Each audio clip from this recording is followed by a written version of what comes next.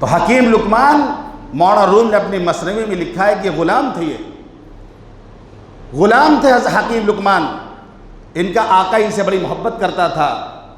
ایک مرتبہ آقا ان کا جو مالک تھا وہ کھیرا لے کے کہیں سے آیا، بعض کھیرے بہت کڑوے ہوتے ہیں، سراپا کڑوے ہوتے ہیں وہ، تو مالک جو ہے کھیرا کاٹ کاٹ کر کے حکیم لقمان کو اپنے ہاتھوں سے دے رہا، وہ اس کو کھا رہے ہیں، اور نہایت ترش نہایت کڑوا کھیرا ہے، وہ مزہ لے لے کے کھا رہے ہیں۔ جب آخر میں بچے آخری پھانک، انہوں نے سمجھا کہ بہت لذیذ کھیرا ہے اور حکیم لقمان کھا رہے ہیں اس کو، تو ہم کو بھی کھانا چاہیے۔ آخر والا جب انہوں نے کھائے تو نہایت کڑوا نہایت ترش،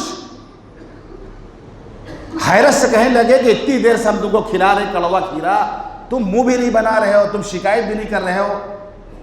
انہوں نے کہا کہ آقا ہمیشہ ان ہاتھوں سے اچھی چیزیں کھانے کو ملی، ہمیشہ میٹھی میٹھی اچھی چیز آپ نے کھلائی ان ہاتھوں سے، ایک دن کڑوا مل گیا تو کیا شکایت کرے آپ سے؟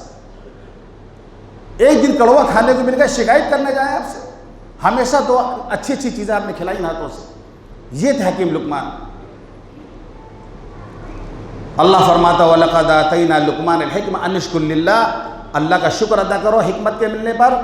وَمَن يَشْكُرْ فَإِنَّمَا يَشْكُرُ لِنَفْسِهِ، جو شکر کرے گا اپنے فائدے کے لیے کرے گا، اللہ کا کوئی فائدہ نہیں ہے۔ ساری دنیا طے کر لے کہ ہم شکر نہیں ادا کریں گے تب بھی اللہ کی عزت میں کمی نہیں آنے والی۔ سمندر کا ایک ایک قطرہ، ریت کا ایک ایک ذرہ، درختوں کا ایک ایک پتا اللہ کا شکر ادا کر رہا ہے۔ وَلَكِنْ لَا تَفْقَهُونَ تَسْبِيحَهُمْ، لیکن ان کی تسبیح کو تم نہیں سمجھتے ہو۔ جو شکر کرتا ہے اپنے فائدے کے لیے کرتا ہے۔ وَمَنْ كَفَرَ فَإِنَّ اللَّهَ غَنِيٌّ حَمِيدٌ، جو ناشکری کرے گا اللہ بے نیاز ہے، اللہ کی ذات بے نیاز ہے۔ اللہ فرمایا یا ایھا الناس انتم الفقراء الی اللہ واللہ غنی حمید، لوگوں سن لو تم سب بھکاری ہو اللہ کے، تم سب اللہ کے بھکاری ہو، اللہ کی ذات بے نیاز ہے، اللہ کی ذات قابل تعریف ہے، بے نیاز ذات ہے اللہ کی۔ شکر کرو گے تو اپنے فائدے کے لیے کرو گے۔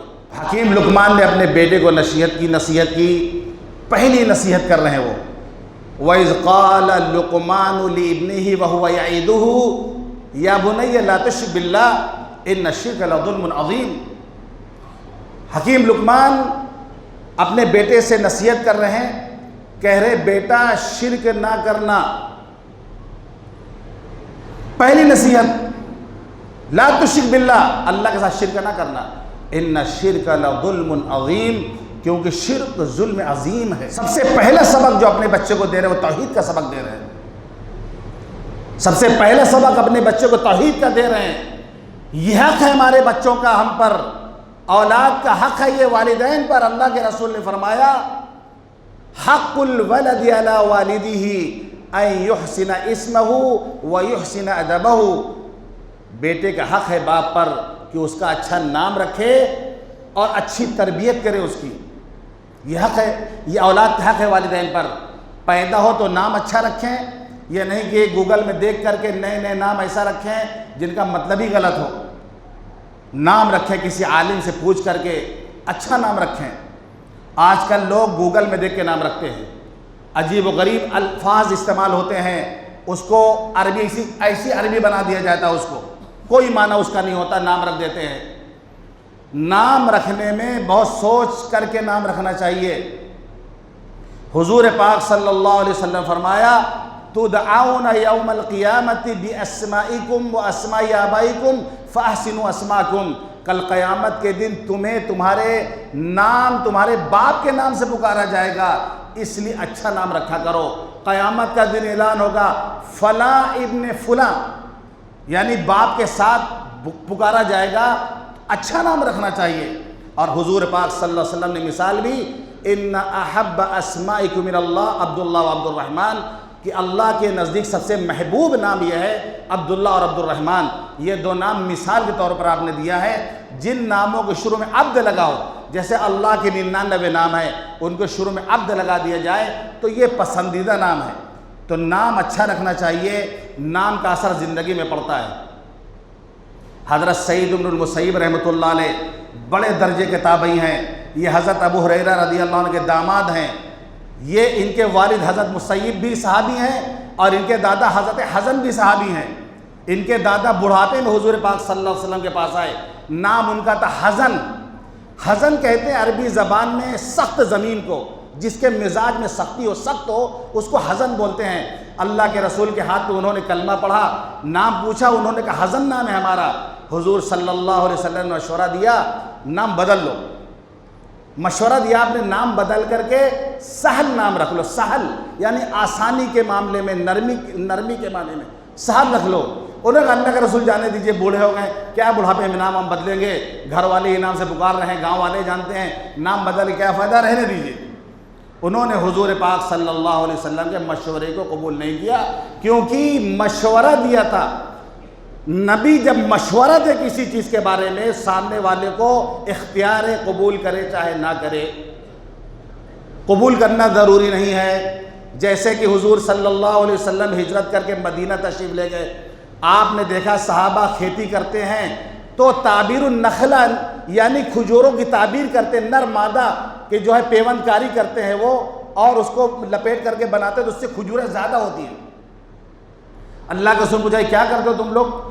تو انصار صحابہ نے کہا اللہ کے رسول ہم تعبیر نخلا کرتے ہیں، اس سے فصل زیادہ ہوتی ہے. آپ نے چھوڑ دو، رزق دینے والا اللہ، چھوڑ دو، مت کرو اس کو. نہیں کیا انصار صحابہ نے، کھجور کم آئی. تو آپ سے صحابہ نے کہا اللہ کے رسول ہم نے نہیں کیا تو کھجور نہیں آئی. آپ نے فرمایا انتم اعلم بامور دنیاکم، دنیا داری کے بارے میں تم زیادہ بہتر جانتے ہو، کرو جس طرح کر رہے ہو تم. یعنی دنیا داری جو ہے ایک کمانے کی چیز ہے. تم دوائی ڈالو کہ آم کے فصل میں، کہ ترکاری میں تم دوا ڈال رہے ہو، کس طرح فصل زیادہ ہوگا. انتم اعلم بامور دنیاکم، دنیا داری کے بارے میں تم لوگ زیادہ بہتر جانتے ہو، جو کر دو کرو. تو باغ والوں کو، کھیتی کسانی کرنے والوں کو اس سے معلوم ہو گیا کہ اگر فصل بڑھانے کے لیے وہ دواؤں کا استعمال کرتے ہیں، دواؤں کا چھڑکاؤ کرتے ہیں تو کوئی حرج نہیں ہے. اسی طریقے سے حضرت بریرہ رضی اللہ عنہ، حضرت عائشہ رضی اللہ عنہ کی باندھی ہیں، ان کا نکاح حضرت مغیث سے ہوا.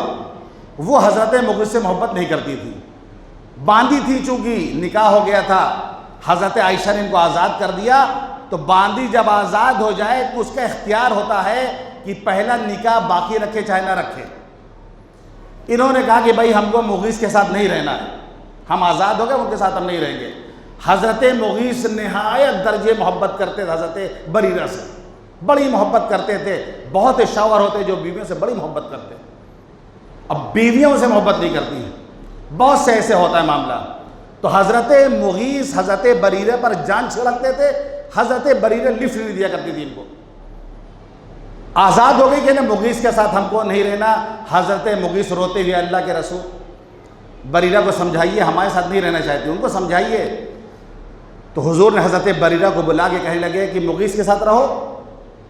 عقل مند تھی، کہنے لگے اللہ کے رسول آپ کا حکم ہے یہ، اگر آپ کا حکم ہے تو سر آنکھوں پر، اگر آپ مشورہ دے رہے ہیں تو پھر ہمیں اختیار ہے. تو آپ نے اپنا حکم نہیں ہے، مشورہ ہے ہمارا.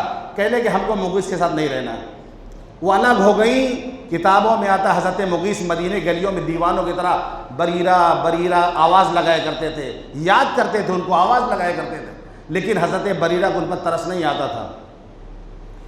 اختیار ہے سامنے والے کو، نبی جب مشورہ دیں تو سامنے والے کو اختیار ہے کہ سامنے والا قبول کرے چاہے نہ کرے. تو حضرت حزن کا نام اللہ کے رسول نے بدل کا سہل رکھ لو، انہوں نے قبول نہیں کیا. سہل حزن کے معنی سختی کے آتے ہیں. ان کے پوتے حضرت سعید بن مسیب رحمۃ اللہ علیہ کہتے ہیں کاش میرے دادا حضور کا مشورہ قبول کر لیتے، کاش میرے دادا حضور کا مشورہ قبول کر لیتے تو آج ایسی بات نہ ہوتی. ہمارے خاندان میں بہت سختی ابھی بھی ہے، مزاج میں سختی ہے، یعنی نام کا اثر اولاد نسل میں پڑ رہا. وہ کہہ رہے ہیں میرے دادا حضور کا مشورہ قبول کر لیتے، نام بدل کے سہل رکھ لیتے تو شاید نرمی مزاج میں ہو جاتی. بہت ٹائٹ مزاج ہم لوگوں کا خاندان والا، سخت مزاج ہے.